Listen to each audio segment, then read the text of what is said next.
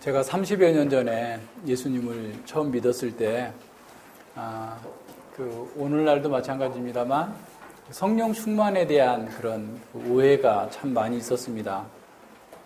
그래서 성령이 충만하면, 능력을 받아가지고 병을 고치거나, 또 예언을 하거나, 방언을 하고, 심지어는 잠을 하루에 1시간만 자고도 아주 건강하게 살 수 있다. 이런 얘기를 많이 들었죠. 그래서 아무리 무슨 일이 있어도 아프지도 않고, 피곤하지 않다. 이렇게 얘기를 해서 늘 그런 얘기를 들었어요. 그래서, 저도 늘 그런 사람이 되고자 하는, 성령 충만한 사람이 되고자 하는 그런 마음이 있었기 때문에 잠을 몇 시간만 자고, 열심히 운동도 하고, 공부도 하고, 하루 종일 열심히 일을 한 거죠. 그러면 초저녁부터 졸리는 거예요. 그러면 난 성령 충만하지 않아서 이렇게 졸리는 거야. 난 언제나 성령 충만할 수 있지. 이런 생각을 늘 한 거예요. 그래서 항상 피곤하다 그러면 난 성령 충만하지 않아서 그래. 언제나 그렇게 피곤하지 않게 정말 성령 충만한 삶을 살 수 있을까. 이런 생각을 이렇게 했던 기억이 납니다. 오늘날도 은사주의 교회에 다니는 분들은 성령 충만이 다 병 고치는 것, 방언하는 것, 예언하는 것, 어떤 치유하는 것, 이런 것으로 늘 생각하고, 어디 아프기만 하면 성령 받아야 돼. 아프기만 하면 또는 그 신앙에 문제가 있는 거야. 등등의 그런 식으로 해석하고 사람들을 이렇게 몰아붙이는 것을 보게 됩니다. 또 한편에서는 성령 충만이라는 것을 어떤 개인적인 내적 치유와 또 관련해서 얘기하시는 분도 있어요. 그래서 실패한 자들에게 주시는 은혜, 성령 충만 이렇게 해가지고, 물론 그분이 말하는 실패한 자들이라는 건 자신의 영적인 파산을 깨닫고 성령님을 의지한다라는 그런 의미이긴 합니다만, 그렇게 이해하는 것도 성령 충만에 대한 잘못된 오해를 불러일으키게 합니다. 왜냐하면 성령님의 사역을 자신의 개인적인 어떤 내적 치유나 개인적인 어떤 위로적 사건으로만 자꾸 이렇게 환원주의식으로 보기 때문에 성령께서 역사하시는 바 성령 충만의 성령의 사역에 대해서 상당히 많이 제약을 가져올 수 있게 되는 것이죠. 그러나 성경에서 말하고 있는 성령 충만은 다른 게 아니에요. 하나님의 말씀을 이렇게 정상적으로 받고 그 말씀을 따라 사는 것이 성령이 충만한 겁니다. 그러니까 성령 충만하라는 것이 대단한 것이 아니라 하나님의 말씀을 받고 그 말씀의 의미를 내 삶으로 구현하는 삶, 그것이 성령 충만한 삶이에요. 다시 말하면 하나님 나라와 하나님 전체의 목적, 하나님의 전체의 경륜의 목적들을 잘 알고 그 말씀에 따라서 반응하면서 하는 사람이 성령 충만한 삶인 거죠. 그것은 바꿔 말하면 그리스도의 몸된 지체로서 자신에게 주어진 역할과 사명을 말씀에 따라 잘 감당하는 것이 성령 충만한 겁니다. 그러니까 앞서 이런 은사주의나 또는 그런 분들의 얘기는 뭐냐면 교회론적인 성령 사역을 생략하고 있다라는 거예요. 자꾸 자신의 어떤 영웅적인 신앙 행위를 드러낸다거나 자기의 어떤 위로나 이런 것에 자꾸 한정을 시켜가지고 이렇게 개인 중심의 자기 중심의 성령론을 펼침으로써 성령님께서, 물론 그것이 없는 게 아니에요. 있지만 그것이 성령님의 본질적인 사역은 아니에요. 더 큰 이렇게 틀에서 봐야 되는데 그렇지 못하는 것을 제가 지금 얘기하고 있는 겁니다. 그래서 그런 부분에 대해서 좀 더 분명하게 해야 돼요. 그래서 성령이 충만하다라고 하는 것은 정말 하나님의 나라에 부합하게 말씀을 따라 사는 사람, 그것이 성령 충만한 것이다라는 사실을 전제하고서 봐야만 됩니다. 왜냐하면 그렇지 않게 되면 좀 스데반은 순교하는데 성령으로 충만해 있어요. 그거 이해할 수가 없잖아요. 성령이 충만하면 순교하지 않아야지. 돌이 맞아도 살아야지. 바울은 한때 살기도 했지만, 어쨌든 이런 상황들이 있어요. 그래서 성령 전체의 그 구조를 잘 생각하면서 이 말씀을 봐야 됩니다. 그래서 우리가 성령으로 충만하다라는 것은 하나님의 말씀으로 충만한 거고, 우리가 말씀을 따라 살아가는 데 있어서 장애가 되었던 우리의 그 장애 요소들, 걸림돌들이 어떻게 보면 제거가 되고, 하나님의 말씀을 따라서 명확하게 우리에게 주어진 그 사명을 감당할 수 있게 하는 것, 그것을 또 능력 있게 행할 수 있도록 하는 것이 성령 충만입니다. 그래서 성령 충만은 우리에게 하나님 나라 백성으로서의 분명한 사명의식을 갖게 하고 그 사명을 감당할 수 있는 능력을 주시는 것, 이것이 성령 충만인 거죠. 그래서 우리가 하나님 나라의 사명을 감당하기 위해서는 성령으로 충만해져야만이 우리의 존재와 우리의 활동이 하나님께서 원하시는 대로 잘 이끌어져 나아갈 수 있기 때문에 성령 충만함은 우리가 아주 필수적인 일이라고 할 수 있죠. 따라서 성령 충만은 하나님의 말씀에 순종하기 위해서 고난도 받을 수 있다라는 거예요. 성령 충만한 사람은 고난받지 않는 게 아니고 아프지 않는 게 아니고 고난받고 아프고 고통을 겪지만 그럼에도 불구하고 하나님 나라의 사역을 기쁨과 감사함으로 감당해내는 것, 이것이 성령 충만이다라는 사실을 기억해야 됩니다. 누가는 이 스데반의 설교 그리고 스데반의 삶뿐만 아니라 스데반의 고난과 순교의 현장까지라도 성령으로 충만하다라고 선언하고 있습니다. 그래서 우리가 고난의 어두운 터널을 지나는 과정 속에서도 성령으로 충만한 삶을 살 수 있다라는 사실을 기억해야 돼요. 그리고 그 비결이 무엇이냐라고 하는 것을 우리는 오늘 여기서 배울 수 있는 겁니다. 우리는 스데반의 성령 충만으로 인한 고난을 당하는, 그리고 순교를 당하는 그런 상황 속에서 성령님의 인도하심이 어떠한 것인지를 배울 수 있어야 되겠습니다. 먼저 우리가 한 가지 더 여기서 생각해 볼 게 있는 게요. 이 스데반의 설교를 한번 생각해 봅시다. 스데반의 설교, 성령 충만한 설교였어요. 그럼에도 불구하고 회심자는 아무도 없었고 오히려 그 설교를 들은 사람은 다 스데반을 죽이고자 했던 것이죠. 그래서 이제 이 설교와 관련해서 한번 생각해 봐요. 제프리 토마스라고 하는 신학자는 적용적인 설교를 꼭 해야 된다라고 얘기하면서, 적용적인 설교란 그리스도인에게 순종과 불순종의 차이를 드러내는 설교다라는 거야. 그러니까 왜 꼭 적용을 해야만 되느냐? 이 말씀이 이렇게 나갔는데 순종할 거냐 불순종할 건가를 드러내는 것이 적용이다라는 거예요. 적용적 설교라는 거예요. 그러면서 그분은 이렇게 말합니다. 자, 적용을 결여한 설교가 현대 개혁파 강단의 실패의 원인이다라는 거예요. 그러니까 적용을 결여했기 때문에 개혁교회에서 설교가 너무 적용이 없다는 거예요. 어떤 교회들을 보면. 그러다 보니까 개혁교회 강단이 실패한다라는 겁니다. 자, 말씀을 우리 앞에서 그토록 인내심 있게 듣고 있는 그 사람들에게 어떻게 연관되는지를 말해주는 게 성경이라는 거예요. 그러니까 말씀과 현대의 청중이 만나도록 그것이 어떻게 적용이 되어져야 되고 어떻게 드러나야 되는지를 말해주는 것이 적용인데 그것이 없다라는 거죠. 그래서 결과적으로 그들이 무엇을 행해야 되는가, 그들의 생각과 감정과 행위에 있어서 어떤 변화가 초래돼야 되는가, 이런 것들이 나타나지 않는다라는 거죠. 그래서 무능한 목회에 관하여 적용의 실패보다, 적용적 설교의 실패보다 더 보편적인 원인은 없다라는 거예요. 그러니까 적용하는 설교를 하지 않기 때문에 성도들이 말씀을 받지만 어떻게 살아야 되는지, 어떻게 문제를 해결할 수 있는지에 대해서 이게 찾지를 못하게 되고 무기력해진다라는 겁니다. 자, 적용이 없으면 사람들은 형식적인 순종을 하면서도 다 됐다라고 생각해요. 그러니까 형식적으로 그냥 대충 하면서 다 됐다고 생각하는 거죠. 성경 본문에 대한 피상적인 주의와 사람들의 감정을 자극하고 사욕을 부추기는 그런 설교자들이 아주 좋은 설교자들이라고 극찬을 받고 있는 시대에 우리도 살고 있습니다. 자, 그런 설교자들이 많은 사람들을 모으고 있죠. 자, 그런 설교를 계속 듣다 보면 이제 어떻게 되냐면 뭔가를 아는 것 같기는 한데 실제 어떤 위기적 상황, 문제가 생겼을 때 그것을 어떻게 말씀으로 대처해서 풀어야 될지를 모르게 되는 거예요.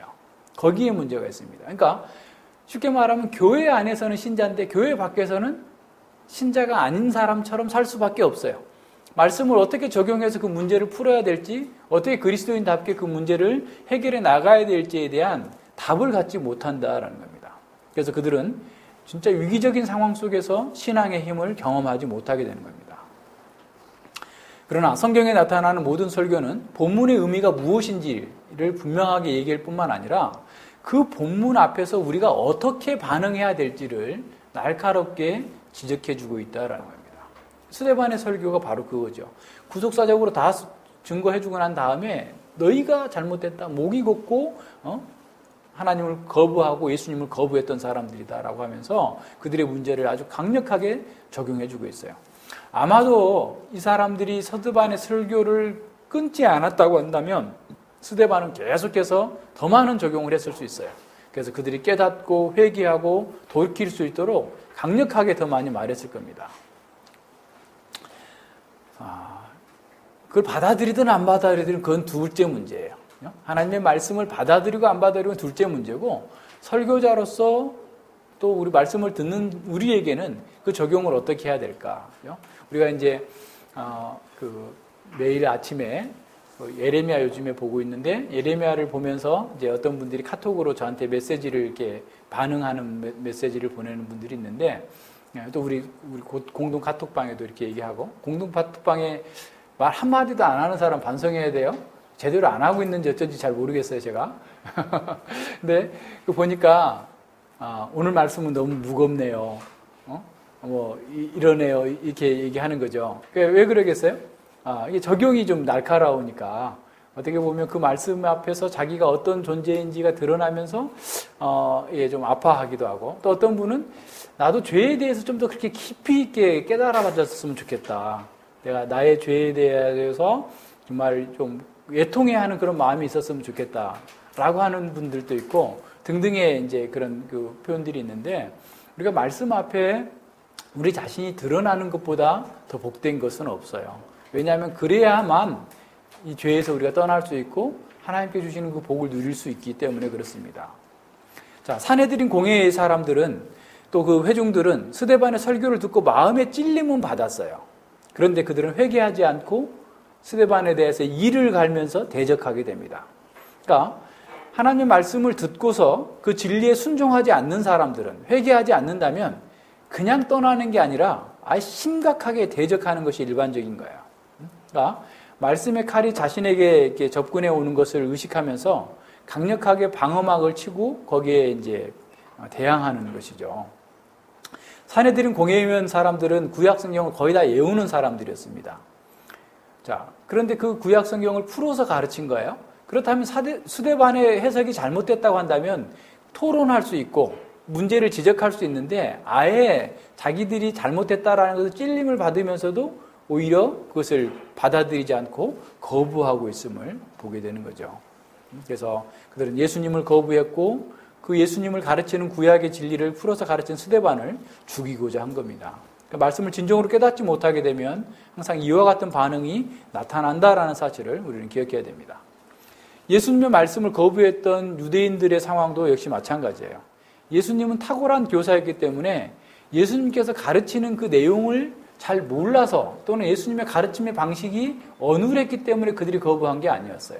그들이 예수님의 말씀을 듣고 찔림을 받았지만 회개하지 않았기 때문에 계속해서 예수님을 거부했던 것입니다.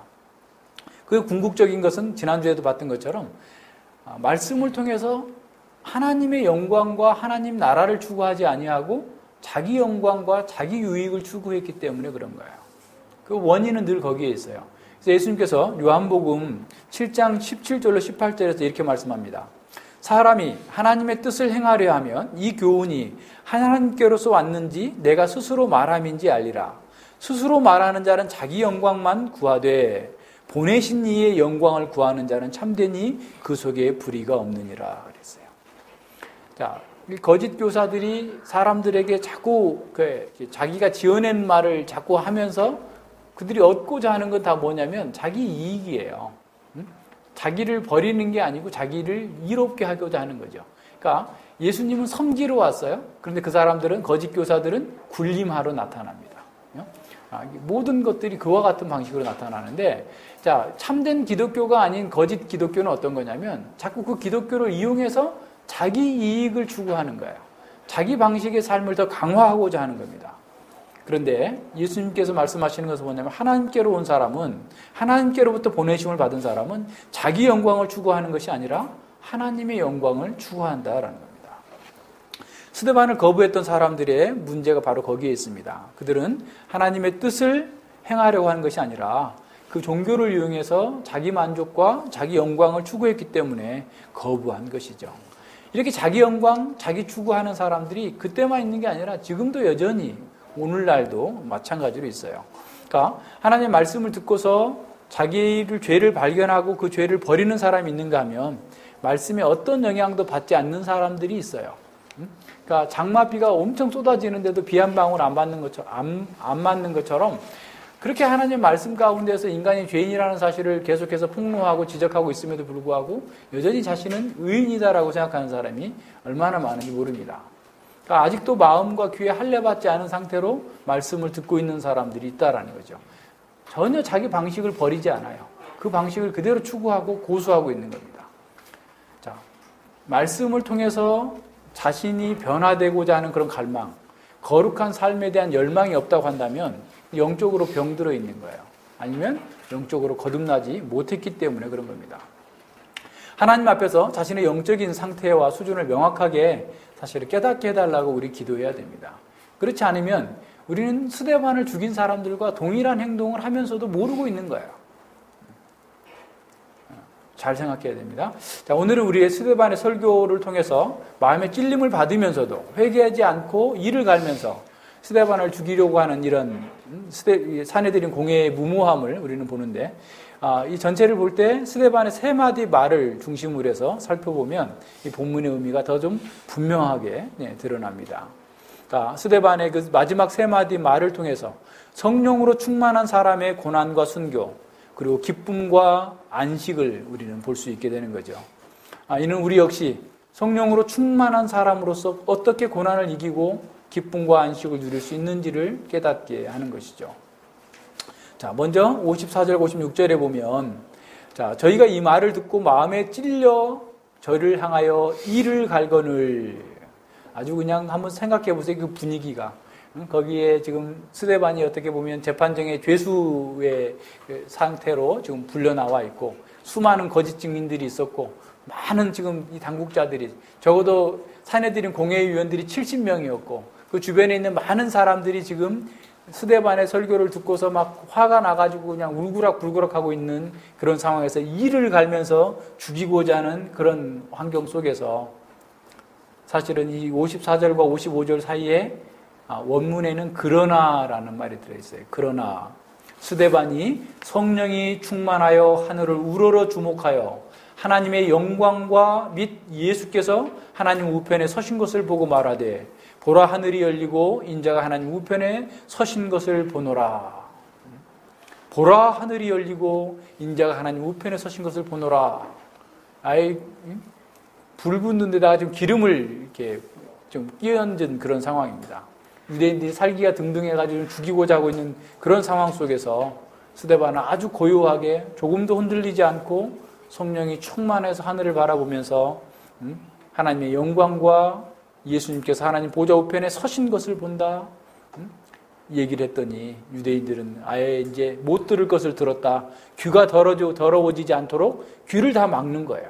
귀를 막고 일심으로 달려들어서 스데반을 죽이고자 그 성전에서 있었다고 한다면 성 밖까지 한동안 끌고 나가야 되겠죠. 20분, 30분 막 질질 끌고 나아가서 이 저주받은 자는, 하나님을 모독하는 자는 그 성 안에서도 말고 진 밖에서, 성 밖에서 때려 죽여야 된다 그러면서 지금 돌로 치려고 끌고 나가는 이런 상태입니다. 자, 근데 이렇게 광분하게 된 것은 예수님께서 그 인자로서 하나님 보좌 우편에 서 계신다라는 말을 들었기 때문에 그래요. 자, 예수님께서 자신을 늘 인자라고 그랬어요. 호 휘오스 안드로포스, 그 사람의 아들이라는 말인데, 그 사람의 아들이라는 말이 무슨 말이냐면 다니엘서 7장 13절에 보면 세상의 제국들은 짐승의 모습으로 막 나타났다가 사라지고 나타났다 사라지고 합니다. 그런데 하나님께서 세우실 영원한 나라가 이제 왕권을 받으려고 하나님의 영광의 보좌 앞에 인자 같은 이가 하나님께 왕권을 받으러 와요. 그래서 그 나라가 영원할 거다라고 했어요.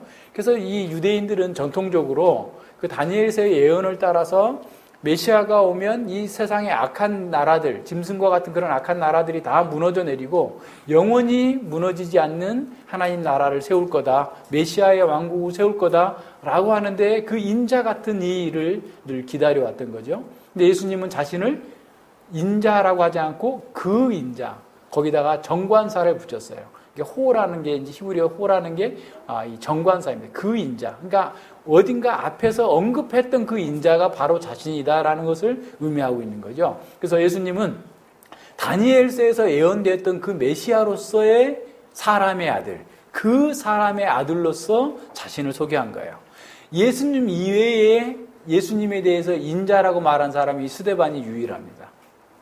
스데반은 그 예수님을 바로 다니엘서 7장 13절에서 얘기했던 영원한 메시아 왕국을 세우실 그 인자다라고 하니까 이 사람들은 더군다나 하나님 보좌 우편에 서 계시다라고 하니까 이 보좌 우편에는 아무도 설 수도 없었어요. 앉을 수도 없었어요.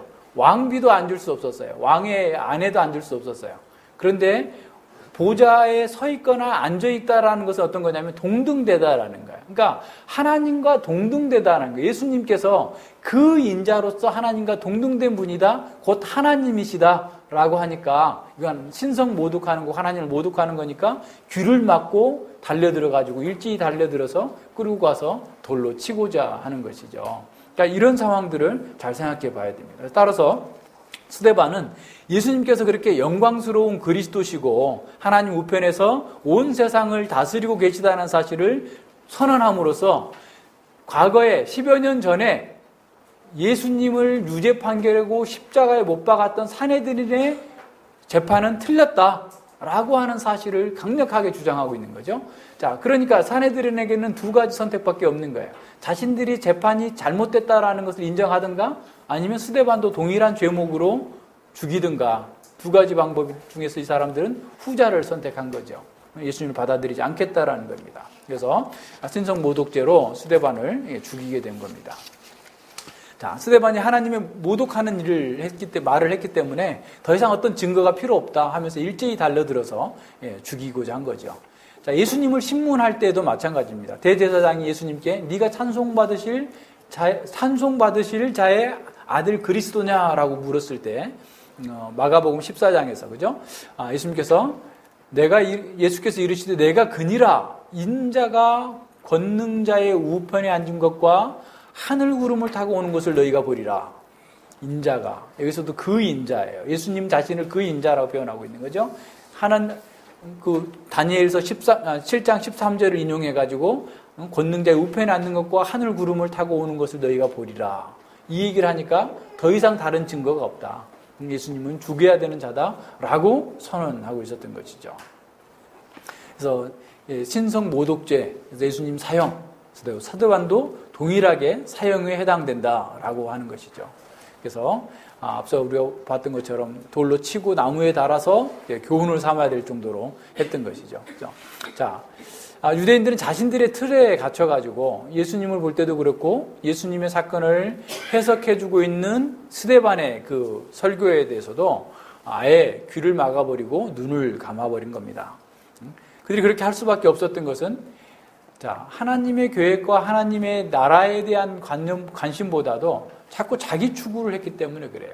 자신의 육신적인 추구와 만족을 추구했기 때문에 그렇습니다. 그들이 물론 이스라엘 나라가 로마로부터 해방되어지고 로마보다 더 강력한 제국을 이루는 메시아의 나라를, 정치적인 메시아의 나라를 소망했다 할지라도 그것은 결국 자기 육신적 욕구와 욕망의 또 다른 어떤 그 투영체였기 때문에 예수님을 계속 죽일 수밖에 없었고 스데반을 죽일 수밖에 없었던 것이죠.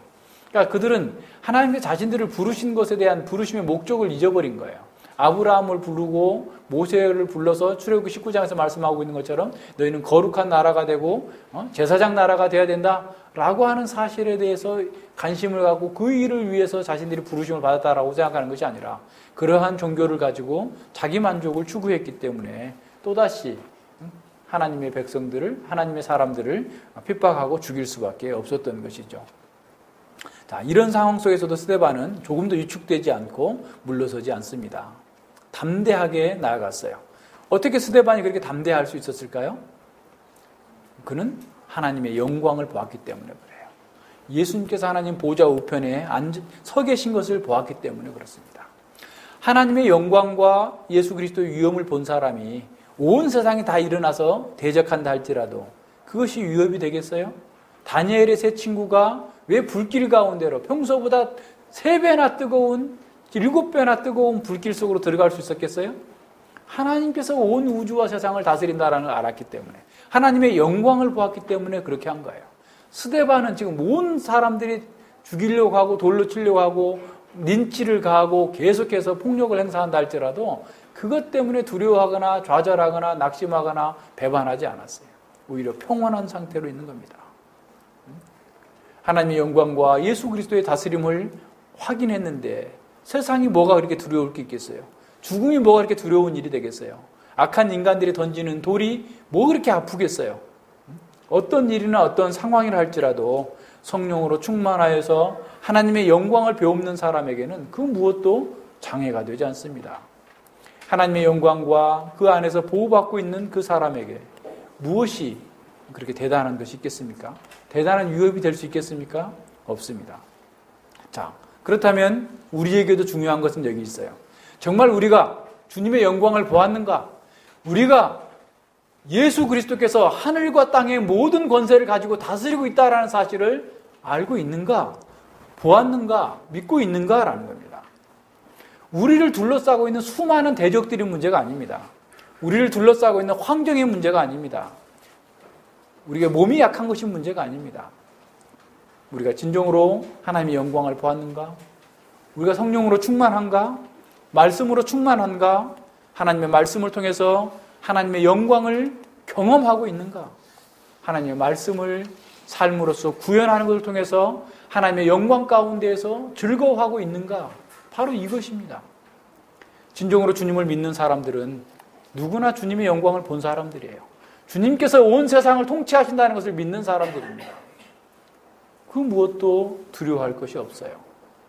하나님께서 역사를 다스리시고 통치하시고 그 역사의 목적을 이루시기 위해서 세상의 악한 일들까지도 주관하고 계시다는 사실을 믿는 사람들이에요. 여기에 그리스도인의 담대함이 있어요. 이걸 알고 이걸 보고 이걸 믿기 때문에 우리는 세상에게 비굴하게 굴복하지 않아요.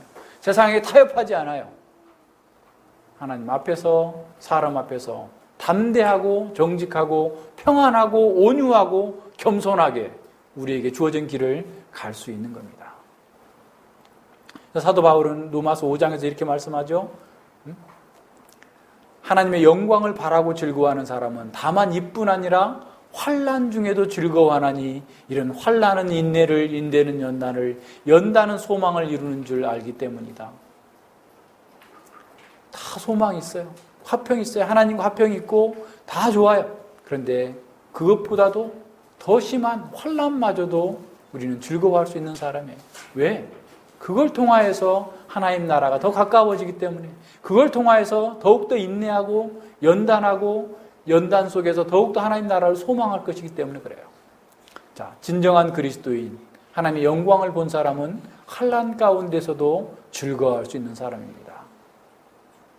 그래서 바울은 로마서 8장 31절에서 이렇게 말합니다. 만일 하나님이 우리를 위하시면 누가 우리를 대적하리요? 하나님이 우리를 위하시는데 누가 우리를 대적하리요? 34절 이하에서 이렇게 말씀하죠. 누가 정죄하리요? 죽으실 뿐 아니라 다시 살아나신 이는 그리스도 예수시니 이는 하나님 우편에 계신 자요 우리를 위하여 간구하시는 자니라. 누가 우리를 그리스도의 사랑에서 끊으리요? 환난이나 곤고나 핍박이나 기근이나 적신이나 위험이나 칼이라.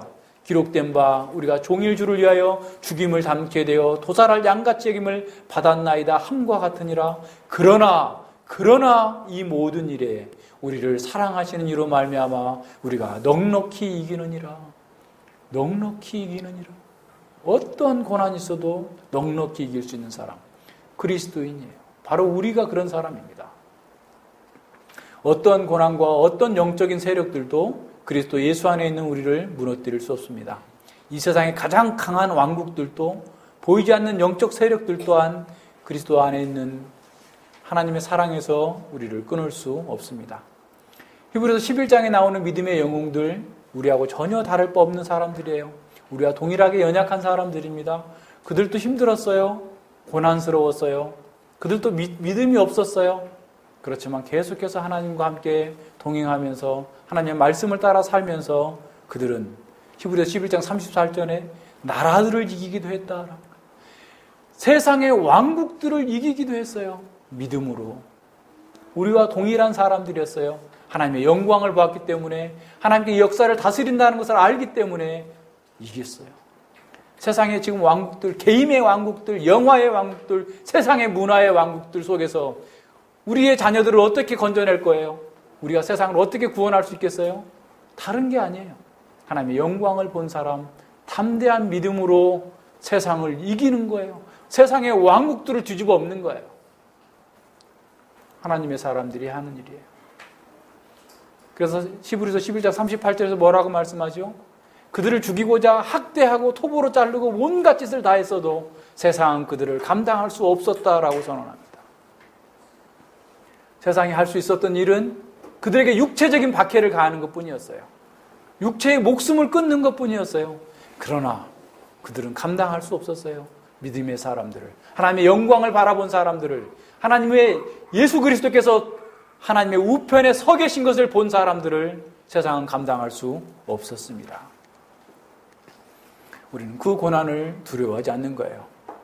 그리스도인이 이 땅에서 당하는 고난은 우리가 예수 그리스도를 따라서 살기 때문에 구별된 삶으로 인한 대가예요, 대가. 우리가 이 세상에서 당하는 고난, 그리스도인으로서 당하는 고난은 우리가 예수님을 따라 사는 것 때문에 당하는 그런 대가라는 사실을 기억해야 됩니다. 그래서 베드로 사도는 우리가 고난당할 때 이상한 일 당하는 것처럼 생각하지 말라라고 선언합니다. 교회와 그리스도인은 이 세상의 지배적인 세계관의 허구를 폭로하고 그리스도 예수 안에 있는 진정한 새로운 삶의 세계관, 기독교 세계관, 대안적 삶을 제시하기 때문에 고난받을 수밖에 없다라는 사실 또한 기억해야 됩니다. 요한복음 15장 18절로 20절에서 예수님께서 이렇게 말씀하시죠. 세상이 너희를 미워하면 너희보다 먼저 나를 미워한 줄 알라. 너희가 세상에 속하였으면 세상이 자기 것을 사랑할 터이나 너희는 세상에 속한 자가 아니요 도리어 세상에서 나의 택함을 입은 자인 고로 세상이 너희를 미워하느니라. 내가 너희더러 종이 주인보다 더 크지 못한다 한 말을 기억하라. 사람들이 나를 핍박하였은즉 너희도 핍박할 터이요 내 말을 지켰은즉 너희 말도 지킬 터이니라 그랬어요. 자, 누가 세상의 반대와 핍박에 굴하지 않으면서 복음을 담대하게 증거할 수 있겠습니까? 오직 영광의 하나님을 본 사람, 예수 그리스도께서 하나님의 보좌 우편에서 이 세상을 통치하고 계시다는 사실을 본 사람만이 그렇게 할 수 있습니다. 하나님의 시각으로 역사 전체를 바라보고 종말에 이루어질 하나님 나라의 극치를 바라보는 사람이 그것을 할 수 있습니다. 그런 사람은 복음을 위한 고난으로 인해서 낙심하거나 좌절하지 않습니다. 복음을 따라 사는 것 때문에 사람들한테 미움을 받는다 할지라도 그것 때문에 연연하지 않습니다. 오히려 순교하는 순간에도 기쁨과 평강이 넘치는 사람입니다. 57절과 59절에 보면 예수님께 대해 스데반의 두 번째 말이 나오죠. 스데반은 하나님과 하나님의 영광과 예수 그리스도의 그 영광을 보고서 사람들에게 선언하니까 그 사람들은 더 이상 견딜 수 없어서 하나님을 모독했다고 그러고 계속 죽이려고 하는 거예요. 이런 극한 상황 속에서 스데반은 조금도 굴하지 아니하고 자기 영혼을 주님께 부탁하는 기도를 드립니다. 주 예수여 내 영혼을 받으시옵소서. 이렇게 예수님께서 기도하는 것은 더 유대인들을 자극하는 거였어요. 예수님께 기도하다니 예수님이 하나님이란 말이야 라고 하면서 더 죽이고자 했던 것이죠. 특별히 사울에게는 더 그랬을 겁니다. 바울이었던 사울에게는 더 그랬을 거예요. 스데반의 이런 태도는 십자가상에서 예수님께서 보이셨던 그런 모습과 너무나 동일한 선상에 있어요. 폭도들의 그런 아우성 속에서도 평안함 가운데에서 자신에게 주어진 마지막 사명을 감당하기 위해서 드리는 그 스데반의 기도는 소란한 세상과 우주를 뚫고 영원한 하늘에 승리의 함성으로 울려 퍼지고 있는 것 같습니다. 주 예수여 내 영혼을 받으옵소서. 세상의 모든 잡소리들은 하나도 천국에 도달하지 못하지만 스데반의 이 기도는 승리의 함성으로, 승리의 나팔로 하나님 나라의 그 영광스럽게 울려 퍼지고 있는 것을 보게 됩니다. 우리가 예수 그리스도의 방식으로 살아가는 것, 하나님의 말씀에 순종하여 살아가는 것은 우리 인간의 힘만으로는 결코 불가능합니다. 거듭난 사람으로 산다 할지라도 우리 힘으로서는 하나님의 말씀대로 자동적으로 사라질 수 있는 것은 아니에요. 기도를 통해서 성령님을 붙들고 성령님께서 원하시는 대로 살기를 바라야 되는 거죠. 누가복음에서 계속해서 제자들은 스스로 하려고 했지만 실패했었어요. 그러나 성령 강림 이후에 제자들은 기도의 사람이었으며 기도를 통해서 하나님 나라를 구현해내는 그런 삶을 살았습니다. 기도는 제자들의 말과 행동이 죄의 세력을 뚫고 승리할 수 있는 진정한 무기로서의 역할을 했습니다. 스데반은 죽음의 현장 속에서도 예수 그리스도께서 만유의 왕이심을 드러내 보여주면서 마지막 사명을 감당하고 있는 거죠. 이것은 누가복음 23장 46절에서 예수님께서 자신의 영혼을 하나님께 부탁했던 것과 동일한 선상에서 보여집니다. 내 아버지여 내 영혼을 아버지의 손에 부탁하나이다 라고 했던 예수님의 기도와 너무나 같은 병행되고 있는 기도인 것이죠. 자, 사람이 말씀과 성령님의 인도하심 아래서 그 영혼의 치유를 받으면 첫 번째로 나타나는 게 부드러워지는 거예요. 온유해지는 겁니다. 그 영혼 자체가 부드러워집니다. 그 영혼의 진리의 말씀이 그래서 심겨지게 되고 그 진리의 말씀이 성장하고 자라서 결실을 맺게 되는 거죠. 성령 하나님의 인도하심을 받는다는 것은 말씀을 듣고 어떤 형식과 어떤 틀을 유지하는 것에 있는 것이 아니에요. 외적인 형식이나 외적인 수단은 그 자체가 목표가 될 수가 없습니다. 그런데 유대인들은 거기에 매여 있었어요. 수단과 형식 그 자체에 매여 있어가지고 자신들에게 주어져 있는 그 율법과 제도 속에 담겨져 있는 내용을 소유하지 못하게 됐던 것이죠.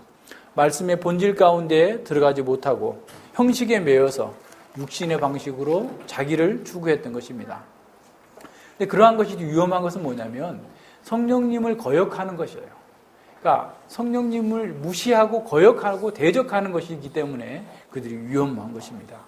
그래서 스데반은 유대인들에게 정말 성령 충만한 그 말씀을 통해서 증거하고 전했음에도 불구하고 사람들은 그것을 알아듣지 못하고 귀를 막고 소리를 줄이면서 괴악한 짓을 하고 나왔던 거죠. 극도로 흥분하면서 악을 행하게 된 겁니다.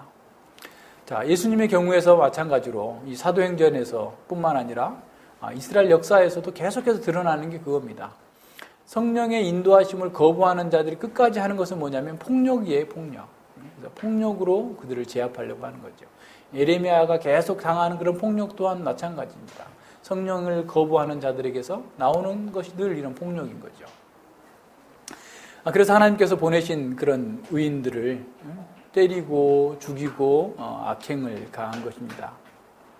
선지자들이나 예수님이나 스데반에 대해서 그들이 정말 제대로 발견했다면, 그들이 정말 스데반이나 선지자들이나 예수님께서 어떤 악한 짓을 했거나 그들에게서 해로운 짓을 했다고 한다면 그들의 어떤 행위가 어느 정도 이렇게 인정될 수도 있고 받아들여질 수도 있겠어요.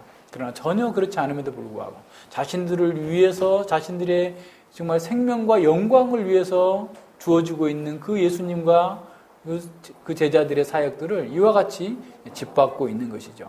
이게 악한 것들입니다. 자기 스스로를 어떻게 보면 해롭게 하는 짓을 담대하게 하고 있음을 보게 됩니다. 스데반의 마지막 세 번째 말이 60절에 나옵니다. 주여 이 죄를 저들에게 돌리지 마옵소서. 뜻밖이죠. 그렇게 정말 수많은 인치를 당하고 돌로 침을 당해서 죽어가는 그 상황 속에서 스데반은 이 죄를 저들에게 돌리지 마옵소서. 누가복음 23장 34절에서 예수님께서 동일한 그런 기도를 하셨어요. 십자가 위에서 아버지여 저희를 사하여 주옵소서, 저희의 하는 것을 저희가 알지 못함이니이다 라고 기도하고 있죠. 자, 스데반의 두 번째와 세 번째 기도에서 예수님과 동일한 성품과 동일한 삶을 우리는 볼 수 있습니다. 마태복음 5장 마지막 절 48절에서 예수님께서 제자들에게 그러므로 하늘에 계신 너희 아버지의 온전하심 같이 너희도 온전하라 라고 말씀하셨는데, 스데반은 바로 원수를 사랑하고 축복하는 그런 예수님의 가르침에 온전히 실천하고 있음을 보게 됩니다. 교회사에 있는 수많은 순교자들 또한 대적들의 용서를 구하면서 그렇게 복된 죽음을 맞이했고, 그 죽음들이 바로 그 나라의 복음의 씨앗이 되어서 복음의 불길이 타오르게 됐던 겁니다. 스데반은 돌에 맞아 죽는 그런 상황 속에서도 자신의 처지를 원망하거나 불평하지 않았습니다. 스데반은 세상이 보지 못하는 하나님의 영광과 그리스도의 주되심을 보았기 때문에 몸은 죽일 수 있으나 능히 그 이상은 아무것도 할 수 없는 사람들을 두려워하지 않게 되는 거죠. 스데반은 예수님의 죽으심을 기억하면서 그분과 연합한 자로서 그분처럼 되기를 늘 평소에 갈망하고 사모했기 때문에 죽음의 순간에서도 예수님을 따라서 아버지께 기도하고 예수님께 기도하고 예수님처럼 용서를 구할 수 있는 기도를 할 수 있었던 것입니다. 스데반은 주님이 가르치신 그 말씀과 그분이 보이신 하나님 나라의 그 모범적인 일에 자신을 온전히 헌신했던 것을 알 수 있습니다. 그는 이 한시적인 세상의 것들에 매이지 않았습니다. 하나님의 생명을 소유한 자로서 하나님 나라의 진전되기만을, 그래서 영원한 사망을 향해서 가는 그 사람들을 향하여서 복음의 영광을 드러내기만을 사모하고 그 일을 위해서 자신을 온전히 드렸기 때문에 이와 같은 죽음을 맞이할 수 있었던 것이죠. 스데반은 참으로 예수 그리스도의 통치를 구현하는 삶으로 죽음을 이기고 승리했습니다. 그의 죽음은 헛된 것 같으나 사울은 스데반을 죽이는데 사울의 회심을 통해서 인류의 역사를 바꾸는 아주 중요한 분기점을 만들어 놨습니다. 사울은 스데반을 죽이는 데 동의하고 유력하게 교회를 핍박하는 것으로 살기가 등등했었습니다.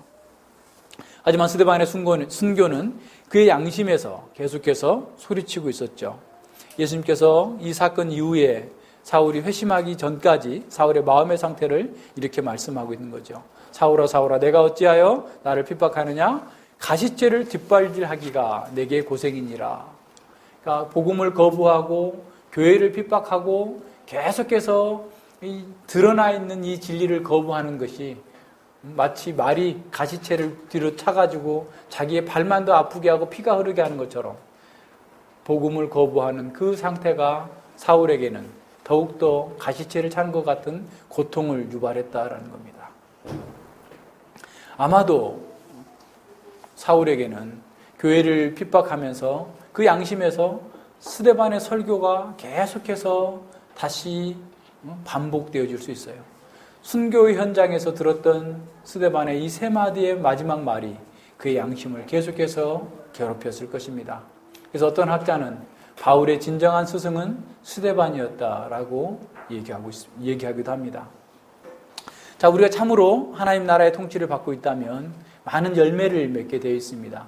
마태복음 13장에서 나오고 있는 것처럼 30배, 60배, 100배의 열매를 맺는 그런 풍성한 열매를 맺게 되어 있어요. 그러나 먼저는 그 열매가 우리의 성품과 우리의 말에서부터 나타나는 거예요. 그리고 우리의 행동에서 나타납니다.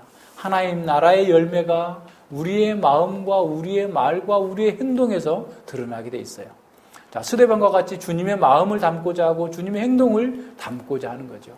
자기 중심적인 삶이 아니라 하나님 중심적인 삶을 추구하고자 하고, 자기 연민과 자기 사랑이 삶의 동기가 아니라 하나님 사랑과 이웃 사랑을 추구하는 사람으로 바뀌게 됩니다. 자, 어떻게 그것이 가능할 수 있을까요? 우리는 스데반을 통해서 그 답을 찾을 수 있습니다. 스데반은 그의 인격과 삶에서, 생활에서 말씀과 성령님의 인도하심을 따랐다라는 겁니다. 성령님의 인도하심 속에서 예수님께서 가르치신 그 하나님 나라의 거룩한 통치를 늘 생각하면서 완성을 향하여서 매일 정진해 나갔던 거죠. 자신의 개인적인 일에서도 거룩한 교회의 지체로서의 행보를 하고자 했을 겁니다. 스데반은 성령님의 역사하심은 교회와 밀접한 관계 속에서 이루어진다는 것을 항상 생각했어요. 그래서 스데반은 평상시에 성령님의 인도하심을 받았기에 말씀의 열매를 맺는 그런 마음의 조건, 다시 말해서 부드럽고 온유한 조건을 구비할 수 있었던 것이죠. 하지만 성령님의 인도하심을 받는 것은 우리의 의지나 인격을 무시하지 않아요. 어떤 사람은 성령님께서 가라고 그랬다, 제주도 가라고 그랬다 해가지고 그냥 뭐 가방 하나 들고 제주도 갔더니 뭐 됐다, 뭐 이상한 얘기들 막 하는데, 성령님의 인도하심은 그렇게 인도하시는 게 아니에요. 그건 성령을 가장한 악령일 가능성이 많아요. 성령님께서는 우리가 말씀을 통해서 다 합리적으로 생각하고 다 분별할 수 있도록 하십니다. 그렇게 인도해 가시는 거예요. 보세요. 사도행전 16장에 보면 마게도냐 사람들이 건너와서 우리를 도우라라고 하는 환상이 바울에게 주어졌어요. 그러니까 바울이 야, 짐 싸서 가자 이렇게 간 게 아니에요. 사람들과 의논했어. 그 환상에 대해서 이게 무슨 의미일까? 아시아에서 복음을 전하지 못하게 되고 여러 가지 아시아에서 복음을 전하려고 수도 없이 많이 노력했는데 그것이 다 좌절되면서 이런 것들이 주어졌다면 도대체 이것은 하나님께서 어떤 것을 우리에게 요구하는 것일까? 의논해서 그걸 심사숙고해서 결정해서 건너간 거예요. 그냥 막 무턱대고 그냥 나간 게 아니고. 그러니까 성령님께서 우리를 인도해 가신다고 할 때는 비인격적으로 그냥 막 끌고 가시는 게 아니에요. 그것이 왜 그렇게 해야 되는지 지혜를 주시고 말씀의 원리에 부합하게 행동하게 함으로써, 그래서 우리가 의지적으로 거기에 순종하게 함으로써 그렇게 인도해 가시는 겁니다. 그것을 잘 이해해야 됩니다. 그래서 성령님의 인도는 우리가 하나님의 뜻을 알고 의지적으로 자신을 하나님의 말씀에 매일 드리는 삶으로 더욱더 분명하게 드러납니다. 매일의 삶에서 자신을 하나님께 드리고 하나님께서 기뻐하시는 것을 따라서 행하기 위해서 기도가 자연스럽게 될 때 우리는 성령으로 충만한 삶을 살게 됩니다. 자신의 전 생명을 주께 드리는 사람, 그래서 주님과 연합된 사람은 정말 행복한 사람이에요. 가장 행복한 사람입니다. 오늘날 사람들은 어떻게든 고난을 피하고자 하고 기쁨을 극단적으로 추구하는 것이 하나의 트렌드가 됐어요. 그러나 그들이 추구하는 기쁨은 사실 그들을 더욱더 소모시켜버리는 겁니다. 그래서 배부르지 못할 것을 은을 달아주는 것 같이 허무에 빠지게 되는 거죠. 그래서 이사야 선지자는 이사야 55장 2절에서 이렇게 말씀하고 있습니다. 너희가 어찌하여 양식 아닌 것을 위하여 은을 달아주며 배부르게 못할 것을 위하여 수고하느냐? 나를 청종하라. 그리하면 너희가 좋은 것을 먹을 것이며 너희 마음에 기름진 것으로 즐거움을 얻으리라. 세상이 주는 행복과 세상이 주는 그 기쁨은 그것은 결코 우리를 만족하게 할 수 없어요.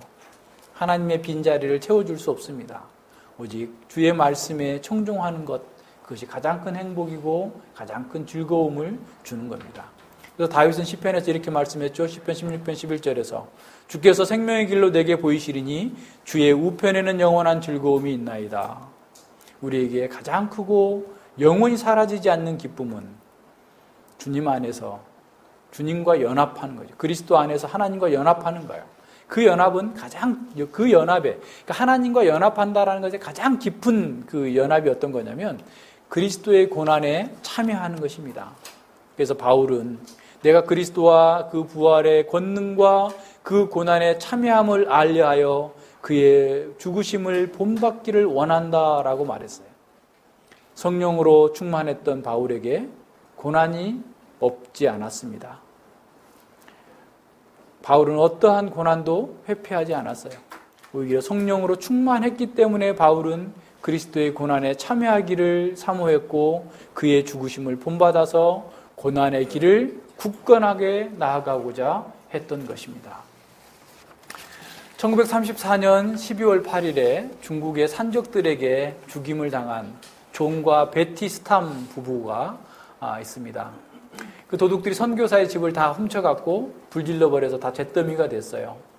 그런 일이 있은 후 그리스도인 선교사가 그 집에 갔더니 숯으로 다 타버린 그 숯 속에서 스탐 부인의, 그러니까 존 스탐 부인의 그 성경을 찾았는데요. 그 스탐 부인의 성경에 이렇게 기록되어 있었다고 합니다. 아마 이렇게 간지로 넣어놨었겠죠. 그러니까 저도 이렇게 이런 식으로 이렇게 넣어놓은 것처럼 이렇게 남아 있었던 거예요. 성경 속에서 남아 있었던 그런 글에 이렇게 들어있어요. 주님, 제 목적과 계획을 포기합니다. 저의 모든 욕망과 희망과 야망을 접습니다. 그리고 제 삶에 주님의 뜻을 받아들입니다. 제 자신과 제 생과 저의 모든 것을 영원히 주님의 것으로 드립니다. 제 사랑과 우정을 지켜주시는 주님께 넘깁니다. 제가 사랑하는 모든 사람을 제 마음속 두 번째 자리에 둡니다. 주님의 성령으로 저를 채워주시고 인치소서. 어떤 희생을 치르더라도 영원히 제 생애 속에 주님의 삶을 이루소서. 제게 사는 것이 그리스도요, 그리고 죽는 것도 유익하나이다. 자, 그의 남편 존 스탐은 평소에도 늘 이렇게 말했다고 합니다. 내가 갖고 있는 모든 것을 버려라. 하지만 영광의 왕과 걷고 이야기하는 향기로움은 버리지 말라. 영광의 왕과 걷고 이야기하는 향기로움을 버리지 말라. 그리스도와 연합으로 인한 기쁨을 발견한 사람들은 고난이 실로 복이라는 사실을 발견하게 될 것입니다. 고난이 그들을 가장 큰 기쁨의 깊은 곳으로 인도할 것이기 때문입니다. 고난을 피하는 것이 유일한 복처럼 여겨지는 우리 시대에 우리는 고난을 통해서 그리스도와 더 깊이 연합되며 그리스도의 복음이 더욱더 효과적으로 증거된다는 것에 의아해 할 수 있습니다. 오늘날은 어떻게든 스트레스를 피하고 평온을 유지하는 것이 건강을 위한 지름길이라고 여겨지고 있습니다. 하지만 어떤 스트레스는 교회를 위한 사역의 필수적임을 잊어서는 안 됩니다. 바울은 날마다 내 속에 눌리는 것이 있으니 곧 모든 교회를 위하여 염려하는 것이라 라고 말씀했고, 갈라디아 교회를 향하여서는 큰 스트레스 아래 있음을 이렇게 고백합니다. 나의 자녀들아, 너희 속에 그리스도의 형상이 이루기까지 다시 너희를 위하여 해산하는 수고를 하노니 내가 이제라도 너희와 함께 있어 내 음성을 변하려 하면 너희를 대하여 의심이 있음이라. 그러니까 복음을 자꾸 엉뚱한 것으로 바꾸는 사람들의 거짓 교사들의 말을 듣고 휩쓸려가는 그 갈라디아 교회를 바라보면서 너무나 어떻게 보면 스트레스를 받은 거죠. 그래서 6장 17절에서 갈라디아 6장 17절에서 이렇게 말합니다. 이후로는 누구든지 나를 괴롭게 하지 말라. 나를 스트레스 받게 하지 말라, 이런 거죠. 나를 괴롭게 하지 말라. 내가 내 몸에 예수의 흔적을 가졌노라. 자, 스데반을 죽이는 것에 동의했던 바울, 그러면서 바울아 사울아 사울아 왜 네가 나를 핍박하느냐, 교회를 핍박하는 예수님에게 네가 왜 나를 핍박하느냐라고 말을 들었던 그 바울이 이제 너희들 나 좀 괴롭게 하지 마라, 내가 예수님의 흔적을 가졌다라고 얘기하고 있어요. 교회를 위한 고난 피할 수 없다라는 걸 얘기합니다. 교회는 수많은 사역자들의 고난의 땀과 피를 통해서 견고하게 세워졌습니다. 교부 터툴리아는 로마 황제의 통치자들에게 이렇게 말했습니다. 우리를 죽이시오, 우리를 고문하시오, 우리를 정죄하시오, 우리를 먼지처럼 가르시오. 우리가 배임을 더욱 당할수록 교회는 더 잘할 것이고 그 씨는 그리스도인의 피입니다 라고 선언했습니다. 스리랑카에서 박해를 받는 교회의 목사로 있던 어떤 목사님께서 세계 복음주의 대회에 나와서 이렇게 말했다고 합니다. 우리는 왜 박해를 받고 있는가라고 물을 것이 아니라 우리는 왜 박해를 받지 않고 있는가라고 물어야 한다. 혹시 박해받지 않는 것이 우리가 복음을 제대로 전하지 않기 때문에, 복음적 삶을 살지 않았기 때문이 아닌지 물어야 된다라고 도전하고 있는 것이죠. 세상 어느 곳에서든지 복음이 전진하는 그런 상황은 박해를 자극합니다. 하지만 박해는 복음 전도를 멈추게 한 것이 아니라 더욱 확장시켰습니다. 우리가 주님께 자신을 드리고 성령의 인도하심을 받는다면 우리 역시 고난에 직면할 것입니다. 그것이 탈진의 고난이든 번아웃의 고난이든 사람들의 영혼에 대한 관심으로 인한 그런 압박이든 우리가 신뢰했던 사람들의 배신이든 다양한 형태의 고난을 겪게 될 것입니다. 사실 우리가 이런 모든 것에서 쉽게 벗어날 수 있습니다. 다른 이들의 필요에 대해서 사랑으로 반응하지 않음으로써 탈진을 피할 수 있는 거죠. 복음을 전하지 않으면 되는 거죠. 시골에 가서 농사 짓고 살거나 전원주택 짓고 가서 살면 되죠. 그죠?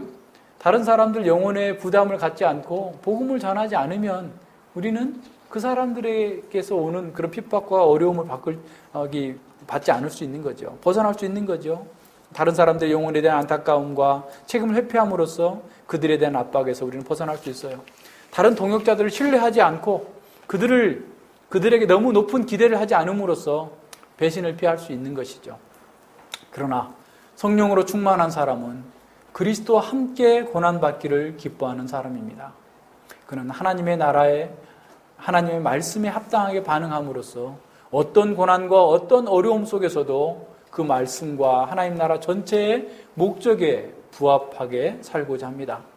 그는 그리스도의 교회의 몸된 지체로서 자신에게 주어진 역할과 사명을 감당하기 위해서 그 어떤 고난도 마다하지 않는 사람입니다. 성령으로 충만하기 때문에 고난과 질병과 아픔을 면제받는 것이 아닙니다. 하나님의 사람은 성령으로 충만하기 때문에 모든 악조건 속에서도 불구하고 주님의 나라와 교회를 위해서 일할 수 있는 사람입니다. 오늘날 우리들은 고난받는 것에 대한 많은 치유책을 가지고 있습니다. 이것이 도움이 될 수 있을지라도 그러나 우리는 궁극적으로 고난을 피하거나 회피할 수는 없습니다. 왜냐하면 고난을 회피함으로써 우리는 하나님의 뜻에 불순종할 수 있기 때문입니다. 고난은 우리의 몸과 영혼의 고통의 흔적을 깊이 남길 것입니다. 그러나 성령으로 충만한 사람에게 그 고난은 그리스도의 영광을 더 명확하게 보게 해줄 것입니다.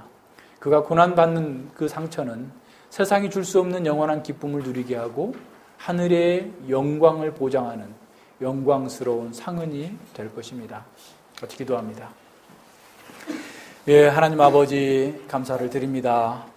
스데반에게 참으로 그 하나님의 영광과 그리스도의 주권을 밝히 보여주시고 그리스도께 영혼을 부탁하고 자기를 치는 악한 사람들을 위하여서 죄사함을 기도했던 그 스데반의 아름답고 복된 삶을 저희들이 돌아봅니다.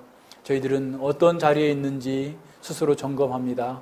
우리가 하나님의 영광을 본 사람인지, 우리가 그리스도의 절대적인 주권을 믿는 사람인지, 우리가 진정으로 세상과 타협하지 아니하고 세상과 다른 길을 가는 하나님의 백성으로서 성령 충만한 삶을 살고 있는지 스스로 돌아봅니다. 아버지여, 저희들은 저희들 스스로의 노력과 힘으로서는 그러한 모든 것들을 감당할 수 없음을 알기에 늘 말씀을 공부하면서 성령님을 의지하여 기도합니다. 저희들의 부족함을 주님께서 아시오니 아버지여, 저희들에게 깨달음을 주시고 이 하나님 나라의 영광을 보게 해주시고 그래서 담대하게 세상과 타협하지 아니하고 하나님의 영광을 증거하는 아름답고 복된 교회로 성도들로 살아갈 수 있도록 함께하여 주시옵소서. 감사드리며 예수님 이름으로 기도드립니다. 아멘.